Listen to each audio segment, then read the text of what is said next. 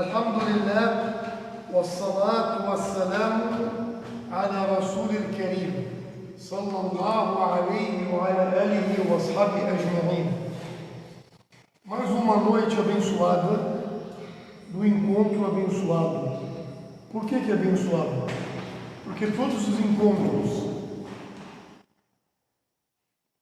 para o conhecimento, para a recordação, para saber de Deus, dá atenção, sempre que é outra coisa.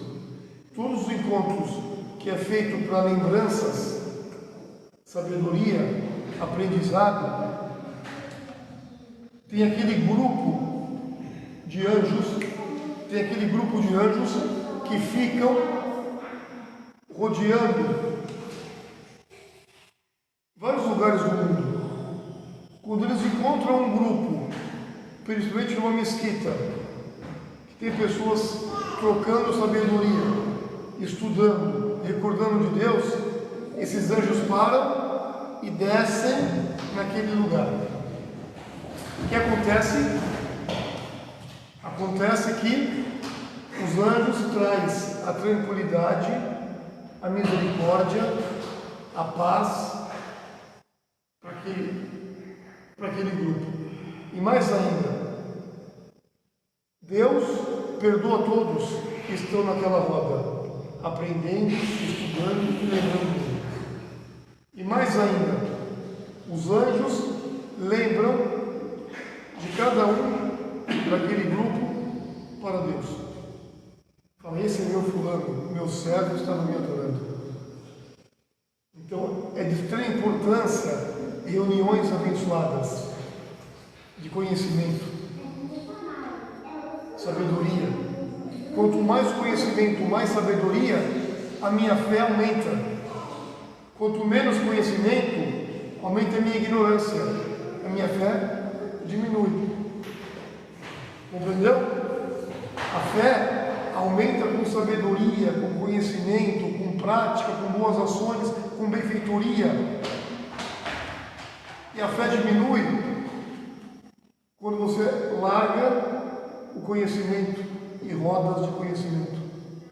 É importante aulas como essa, para nós termos conhecimento, conduta, comportamento e sabermos aquilo que eu sigo.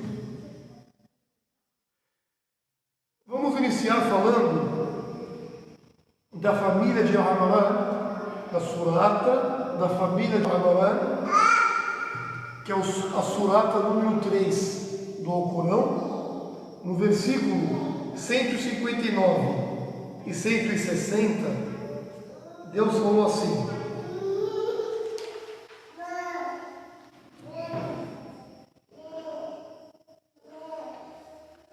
أعوذ بالله من الشيطان الرجيم بسم الله الرحمن الرحيم فبما رحمة من الله لنت لهم ولو كنت فظا غليظ القلب لأنفضوا من حولك فاعف عنهم واستغفر لهم وشورهم في الأمر فإذا عزمت فتوكل على الله إن الله يحب المتوكلين إن ينصركم الله فلا غالب لكم وإن يقدر لكم فمن ذا الذي ينصركم من بعده وعلى الله فليتوكل المؤمنون. Deus falou assim no Corão: pela misericórdia de Deus, ó Muhammad, foste gentil para com eles, seguidores, os servos de Deus. Porém, tivesses tu sido insociável ou coração insensível, eles se teriam afastado de ti. Portanto, induta-os, implora o perdão para eles e consulta-os nos assuntos do momento. E quando te decidires encomendar-te a Deus, se entregar a Deus, porque Deus aprecia aqueles que a Ele se encomendam e se entregam. Se Deus vos secundar, ninguém poderá vencer-vos.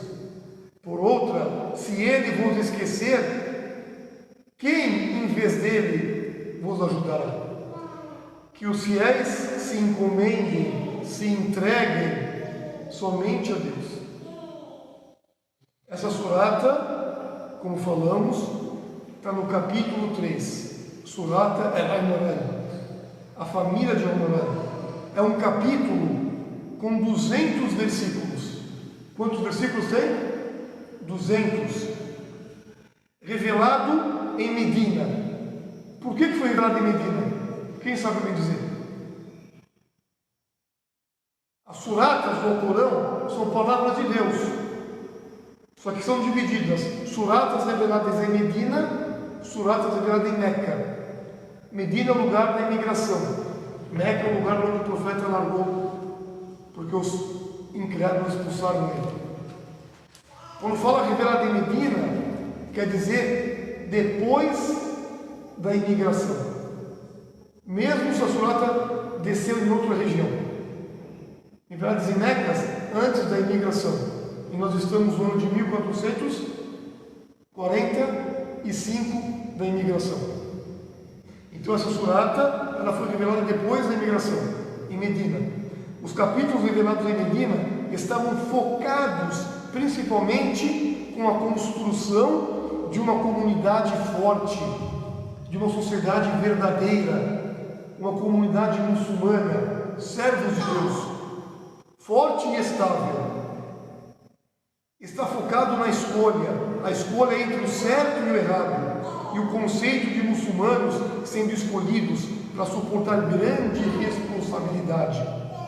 No início do capítulo, que consiste em 4 discursos principais, os muçulmanos foram ensinados a lidar com a vitória, e pouco antes desses 2 versículos essenciais serem ensinados, os muçulmanos aprenderam a como lidar com a perda, como consequência da batalha que os muçulmanos não obtiveram sucesso. Qual foi? Uhud, a segunda batalha do Islã. Os muçulmanos não ganharam. Na parte do capítulo 3, a gente lê um comentário sobre a batalha de Uhud, incluindo como os eventos se desenvolveram antes e durante a batalha. Então, nos versículos 159 que lemos agora há pouco, destina-se ao profeta Muhammad sallallahu alaihi wasallam, e alguns estudiosos têm sugerido que este versículo sozinho é um mini seminário sobre as qualidades de liderança, de como exercer a liderança. Como sabemos, a batalha de Uhud, a segunda batalha do Islã, teve um resultado decepcionante. Os muçulmanos perderam. O então Khalid ibn Ali, que naquela época não era muçulmano e era o líder dos infiéis, ele venceu aquela batalha, porque Deus permitiu, lógico. Foi uma derrota para os muçulmanos, vindo logo após uma grande vitória. Qual vitória que era? A batalha de Badr. A batalha de Badr, que os muçulmanos eram 200 ou 300, não passava disso. Não tinha armamentos, não tinha montaria, não tinha nada. E os infiéis eram 3.000 para cima. Tinham cavalaria, armamento, armaduras e tudo. Mas os muçulmanos venceram porque Deus permitiu a vitória. Após consultar os seus companheiros, o profeta Muhammad sallallahu alaihi wasallam e os muçulmanos se encontravam em uma situação que não esperavam e para a qual não estavam preparados. Mesmo depois de serem dadas instruções explícitas, os companheiros tomaram decisões imprudentes que culminaram com a derrota dos muçulmanos. Muitos deles abandonaram suas posições e outros fugiram da cena da batalha, mesmo quando o líder o chamava. Muitos, em seu choque e angústia, recusaram-se a voltar. Nessa situação, você esperaria que o profeta Muhammad não fosse leniente ele tinha sido desapontado e estava pronto para fazê-los prestar contas pelo comportamento deles. Verificou-se, contudo, não foi este o caso. Antes, o profeta Muhammad ter a chance de reunir os seus homens e refletir como ele estava se preparando para lidar com os seus grandes homens, Deus indicou que precisava se dirigir ao profeta Muhammad primeiro. Então esse versículo discute o resultado do discurso de Deus para o profeta Muhammad. Foi por causa da incrível misericórdia de Allah para com o profeta Muhammad, foi leniente em relação aos seus homens. Ele não estava com raiva, nem não fez sentir mal sobre os seus erros monumentais. Em vez disso, ele seguiu as instruções de Allah e falou a eles com gentileza. Veja, o profeta Muhammad, ele consultou os seus companheiros antes de ir para a batalha. O inimigo queria lutar. Então ele, um grande líder, estrategista, ele sentou com seus companheiros e fez uma reunião. Depois disso, ele falou: nós vamos à batalha, mas Deus, o sucesso vem de Deus. Só que vamos nos preparar. Se vocês verem e analisarem o inimigo fugindo e nós obtendo a vitória, não se apressem para garantir os espólios de guerra. Não se apressem. E eu vou deixar um grupo dos nossos combatentes em cima de uma montanha pequena, de um monte. É uma estratégia. Vocês não saiam daqui por nada. Nem derrota, nem vitória. Fiquem aqui. No momento, estava indo tranquilo a batalha. Os muçulmanos estavam tendo sucesso naquela batalha. O Khalid ibn Ali, que estava no lado oposto, ele viu que não tinha mais como obter o sucesso. Ele pediu para a sua cavalaria dar a volta e ir embora e largar tudo ali. Aquele grupo que estava na montanha, o profeta falou para eles: não saiam. Daquele grupo, um grupo pequenino, falou: não, acabou, vamos lá, garantir os nossos espólios. Aí veio a ganância. O profeta falou: não. A maioria que estava lá falou: não podemos desobedecer à liderança. O que aconteceu? Aquele grupo pequeno saiu, desceu, desobedeceu o profeta. Khalid, quando foi dar a volta, ele viu uma passagem. Falou: os muçulmanos deu uma brecha, vamos voltar. Eles voltaram, pegaram aqueles muçulmanos como refém, e ganharam a batalha. Naquele momento, muitos muçulmanos morreram. O profeta foi atingido, perdeu seu dente, ficou com uma cicatriz. Uma desobediência de um grupo pequeno, a nação inteira perdeu. Então, quando Deus fala: dê um sucesso para Deus, vocês terão sucesso. Deus não precisa do seu sucesso. Significa: confie em Deus. Obedeçam vossos líderes. Obedeçam aqueles que estão sobre vocês, desde que aquela pessoa não está indo contra as ordens de Deus. Mesmo assim, o profeta, de tão nobre que ele era, ele foi gentil, não repudiou eles, não maltratou eles, não falou com grosseria, foi educado. A gentileza. Mesmo a gente, no momento de fraqueza, e eu, por exemplo, como líder, não posso aproveitar da minha liderança para atacar e culpar vocês pela derrota.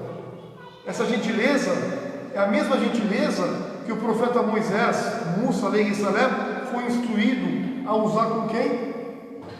Com Faraó. Deus ordenou que ele vá até Faraó, o grande tirano, o injusto, que rompia todo mundo, o imperador da época.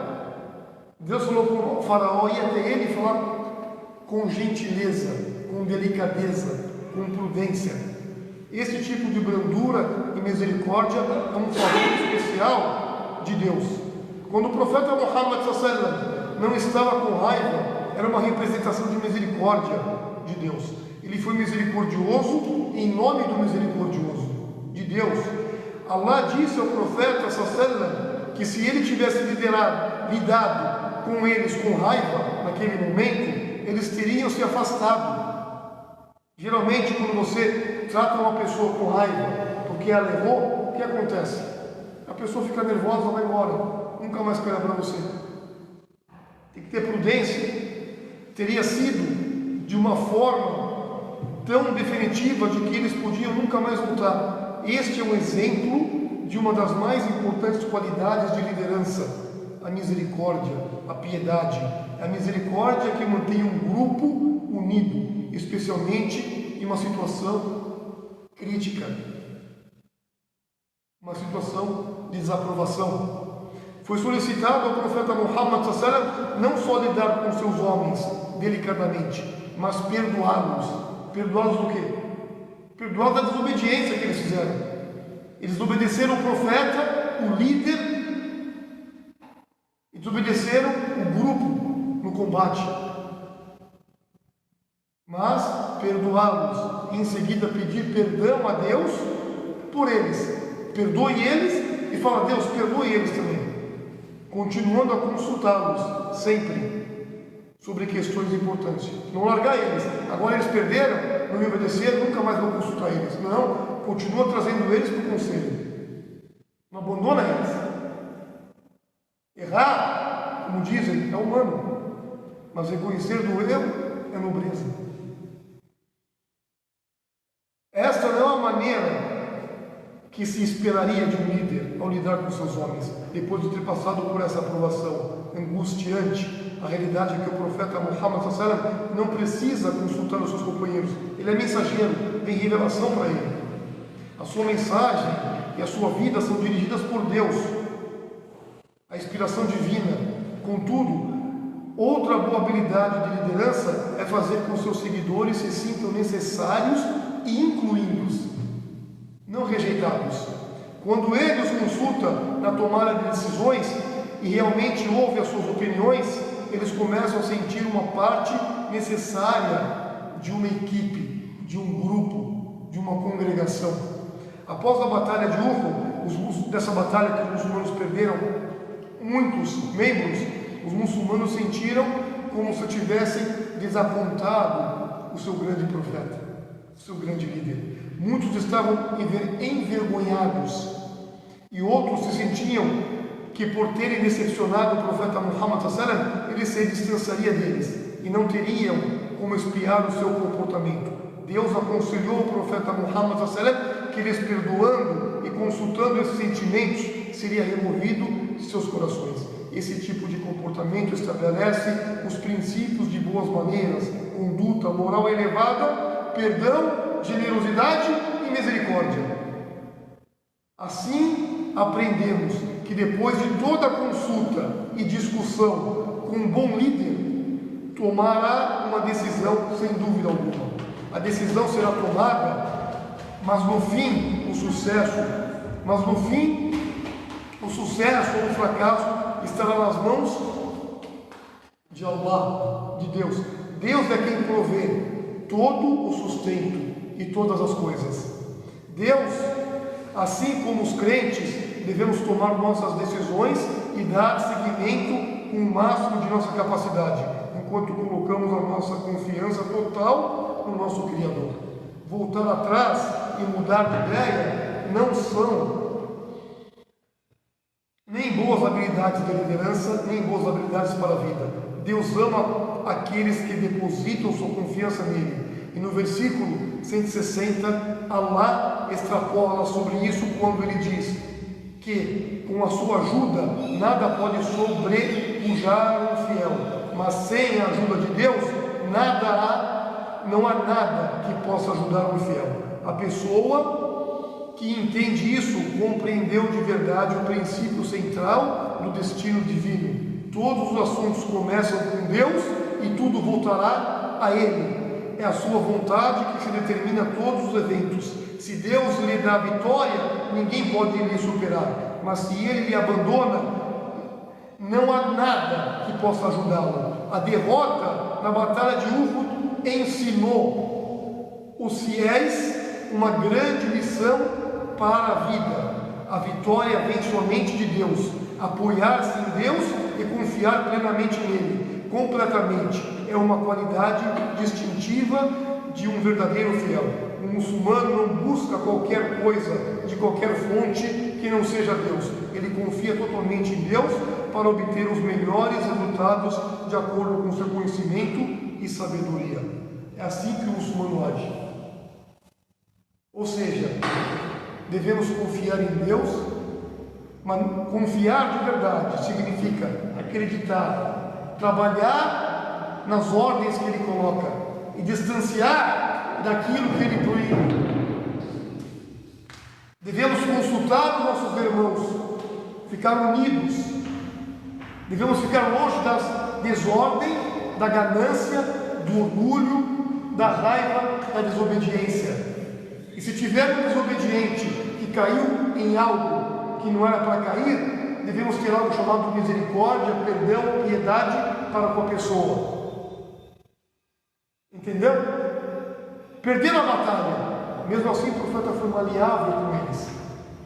O profeta ficou machucado, sangrou, perdeu o dente, perdeu sua família na guerra.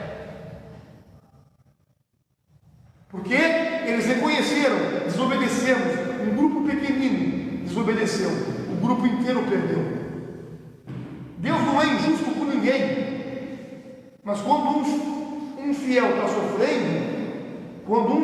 sofrendo, nós devemos voltar e falar: se esse fiel está sofrendo aqui no Brasil, ou na Palestina, ou qualquer outro lugar, é porque muitos que se dizem fiéis estão errando bastante. Será que eu voltei para Deus? Hoje nós estamos comovidos, não há como não ficar comovido com a questão da Palestina, da faixa de Gaza. Mas quando eu fico comovido, eu devo me mexer e fazer algo. E tentar voltar, ao máximo possível para Deus. Quantos governantes que se dizem muçulmanos, que podem fazer alguma coisa, mas o profeta falou: todo povo tem o líder que merece. Então a culpa não é só do governante, a culpa é minha também. Sim. Eu devo assumir a culpa pelos meus irmãos que estão morrendo lá na Palestina. Sim. A gente sabe, já falei várias vezes aqui, da história de Moisés. Na época dele, ele reuniu as pessoas, estava uma grande seca, para pedir a chuva para Deus. Deus não mandou a chuva. E ele falava com Deus, falava: ó Deus, ó Senhor, por que não mandaste a chuva? Estamos todos aqui fiéis pedindo a Ti. Deus falou: dentre o povo, dentre o grupo, tem aquele que precisa voltar para fazendo atos obscenos, corruptos. Se ele não se arrepender, eu não mandarei a chuva. Quem que é? É um servo meu. Não falou quem era. Moisés fez um discurso. Esse discurso tocou no coração daquele corrupto, daquele obsceno, daquele depravado. Aquela pessoa voltou para Deus arrependida. Deus mandou a chuva. Moisés ficou curioso. Falou com Deus: ó Senhor, quem é essa pessoa? Deus falou: ó Moisés, essa pessoa é meu servo. Eu não vou expor ele para você. Eu não vou expor ele para você. Ele se arrependeu. Nós não podemos expor nossos irmãos, nossos familiares quando erram. E muitos de nós fazem isso. A vitória vem, o sucesso vem, mas eu tenho que me entregar para a vitória e para o sucesso. É por isso que eu quis fazer essa aula hoje, voltado como nós devemos obter o sucesso. Batalha de Uhud. O profeta e seus seguidores não obtiveram sucesso. E tem muitas prudências disso. Naquela época, a pessoa que estava na liderança dos infiéis, que obteve o sucesso, entre aspas, contra os muçulmanos, essa pessoa chama Khalid ibn Walid, foi apelidado como espada de Deus. Ele nunca perdeu a batalha, nem na era antes do Islã e nem na era depois do Islã. Isso é uma prudência divina. Como que a espada de Deus vai perder a batalha? O grande estrategista, que depois ele se converteu, se arrependeu daquilo que ele matou dos fiéis e levou muitas pessoas para o caminho do bem. E morria fazendo os últimos passos, as últimas palavras deles era fazer benfeitoria na terra, estender a mão. Então, uma grande adoração que nós deixamos de lado, rezar é uma adoração, mas outras adorações é estender a mão, fazer benfeitoria, ficar à disposição do próximo para ajudar. Repito o dito do profeta: ninguém de vocês será fiel verdadeiro até amar e desejar ao próximo o que você ama e deseja para si mesmo. Hoje o mundo não está tendo mais empatia. Como que nós vamos ter sucesso? Não tem mais união, é só discórdia, ganância, inveja, vaidade. Temos que refletir, ter fé e abrir o peito para a misericórdia e para a piedade. O profeta falou assim: tenham piedade, tenham misericórdia de quem está na terra, porque aquele que está no céu terá piedade e misericórdia de vós. Que Deus abençoe a todos. Barakallahu fikum wa jazakumullahu khairan. Essa foi a aula. Se alguém tiver uma pergunta, a gente pergunta, depois a gente entra no na nossa consulta. Pode questionar, falar? Pode falar, falar. Eu tenho assim, eu sempre gostei de estudar. Acredito que todo muçulmano assim, toda pessoa que busca conhecimento, buscar estudar o fato religioso e o fato histórico. Acho que é muito importante porque a gente vê na conquista de Jerusalém por Umar, Califa Umar, o segundo califa, e infelizmente hoje a mídia, muita gente diz assim, os muçulmanos são contra os cristãos, são contra fulano e fulano, mas o Califa Umar e os outros califas, e depois veio também Saladino, foi um grande conquistador, tem muito documentário sobre ele, até de cristãos mesmo, historiadores cristãos que fizeram biografias, documentários, tem na Discovery Channel, que quando os muçulmanos eram líderes, eram governantes, eles sempre buscaram a proteção dos não muçulmanos.